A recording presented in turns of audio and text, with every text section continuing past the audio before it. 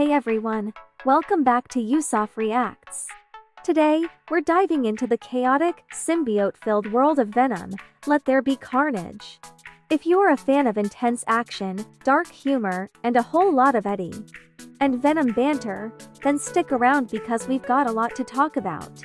First off, let's do a quick recap for those who haven't seen the film yet.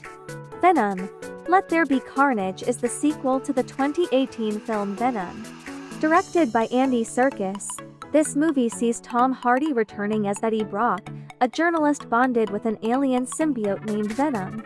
This time, they face off against Cletus Kasady, played by Woody Harrelson, who becomes the host for another symbiote named Carnage.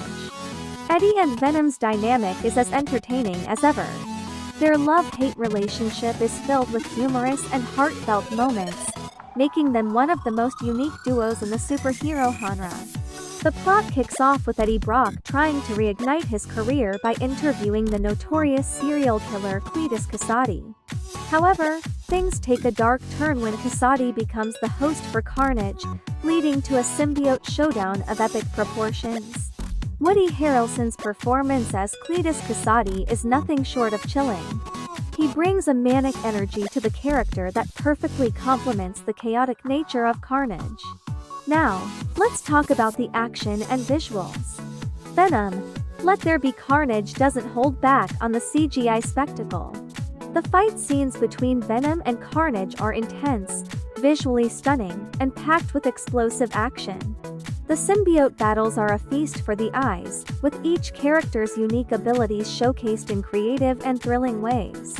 One of the standout elements of the film is its humor. The witty banter between Eddie and Venom is a highlight, providing comic relief amidst the darker themes. The film balances its dark and violent moments with lighter, comedic scenes, making it an enjoyable ride from start to finish.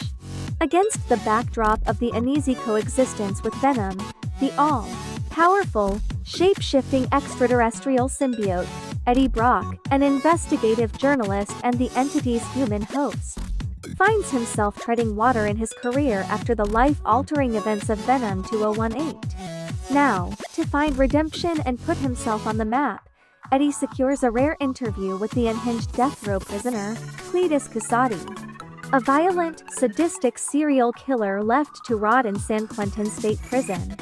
However, as bickering Venom grows increasingly tired of depending on a strict bland diet, Anne is determined to move on with her life. And an unforeseen complication gives birth to a new nightmare and a fierce, unstoppable archenemy.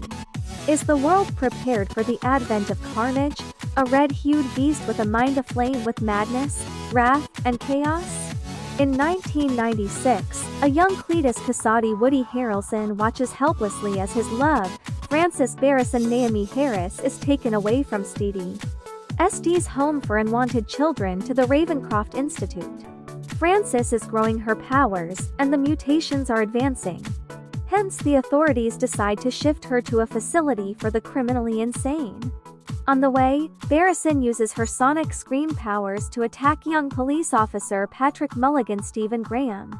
Mulligan shoots Barrison in the eye and suffers an injury to his ear due to her scream. Unbeknownst to Mulligan, who believes he killed her, Barrison is still taken to Ravencroft where her abilities are restricted. In the present day, Mulligan is now a detective and asks journalist Eddie Brock Tom Hardy, an investigative journalist who is the host of an alien symbiote, Venom, that imbues him with superhuman abilities, to speak to serial killer Kasady in San Quentin State Prison, as Kasady refuses to talk to anyone other than Brock. Kasady is on death row and Mulligan thinks maybe Kasady wants to reveal the location of the bodies of his missing victims. Venom is dismissive of Brock and says that he misses Brock's fiancée Anne. Kasady gives Brock a quote to print with the name of a cathedral. Unknown to Brock or Mulligan, Kasady was passing on a message via newspapers to Barrison, who is imprisoned in Ravencroft.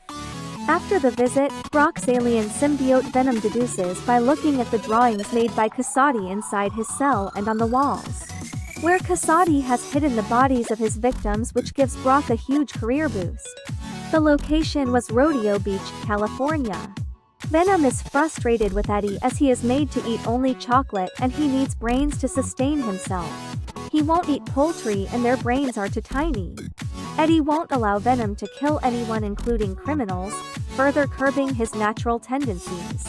Venom thrives on phenylethylamine, which is only found in brains or chocolate.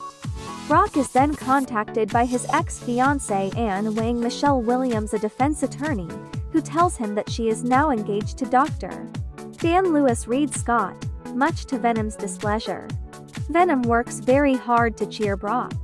Casati, who was found guilty of his crimes and earlier sentenced to death by lethal injection, invites Brock to attend his execution. Casati tells Brock about how Casati was responsible for his grandmother's and mother's death. Casati admits to pushing his grandmother down the stairs in her wheelchair and threw a hairdryer in his mother's bathtub. He was beaten by his father and sent to street SDs. Casati was beaten there as well, until Francis rescued him and they fell in love. Brock speaks to Casati again and the latter insults Brock, calling Brock a cancer to everybody he has ever loved, including Anne, provoking Venom to attack Casati. Casati bites Brock's hand and ingests a small part of the symbiote. Back at their home, Venom has an argument with Brock about wanting to have more freedom to eat criminals. Venom claims that he is the one who made Brock a hero by analyzing the drawings in Casati's cell. Brock claims that Venom is useless, and he was the one who gave Venom shelter when he was kicked off his own planet.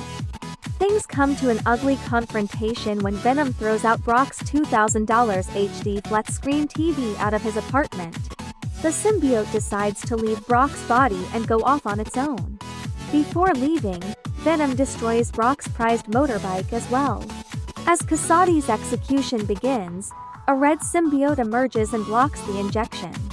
Named Carnage, it goes on a violent rampage through the prison, freeing inmates and killing guards. Mulligan questions Brock about his visit to Casati, since only after that Casati went on a rampage, but Brock refuses to share any details with Mulligan.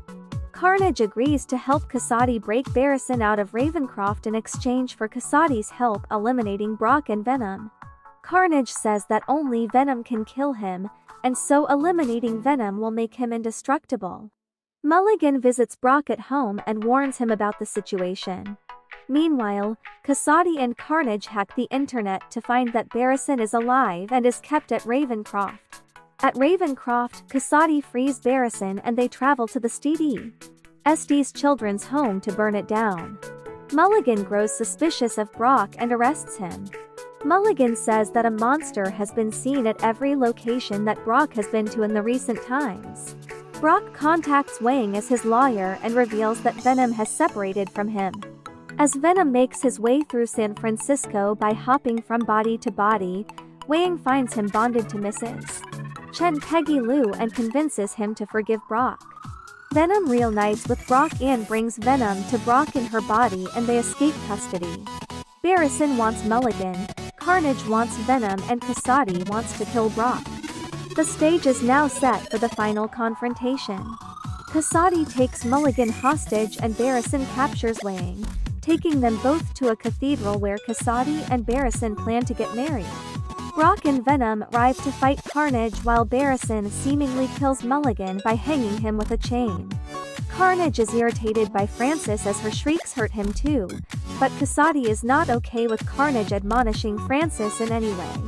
Venom is overpowered by Carnage. Venom is about to give up, but Brock makes him notice that Casati and Carnage are not symbiotic like they are. Since they see Carnage wanting to hurt Francis while Casati tries to break away from him, but provokes Barrison into using her powers to separate Carnage and Casati. Venom devours Carnage and kills Casati while Barrison is crushed by the collapsing cathedral. Later, an alive Mulligan's eyes flash blue. Brock and Venom, now fugitives, decide to take a vacation while they ponder their next steps. As Venom tells Brock about the symbiote's knowledge of other universes, a blinding light transports them from their hotel room to another room where they watch J. Jonah Jameson reveals Spider-Man's identity as Peter Parker on television. Main issue is that it should have been R-rated. All Carnage scenes would have been so much cooler.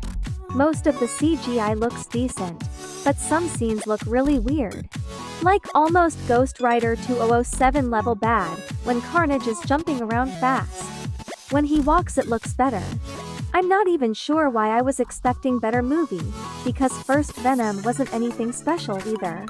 But in first movie, Venom CGI at least looked very good. Overall, I'm still glad that they made this movie and that there's finally live action version of one of the most evil Spider-Man villains. Best part of whole movie was end credit scene. So, what's the final verdict? Venom, Let There Be Carnage is a wild, fun, and entertaining sequel that builds on the strengths of the first film. It's not without its flaws, but if you're a fan of the first movie or just love a good anti-hero story, it's definitely worth a watch. What did you think of the movie? Let me know in the comments below. Thanks for tuning into Yusuf Reacts. If you enjoyed this review, don't forget to hit that like button, subscribe, and ring the bell for notifications on more awesome content. Until next time, keep watching, keep enjoying, and we'll see you in the next video.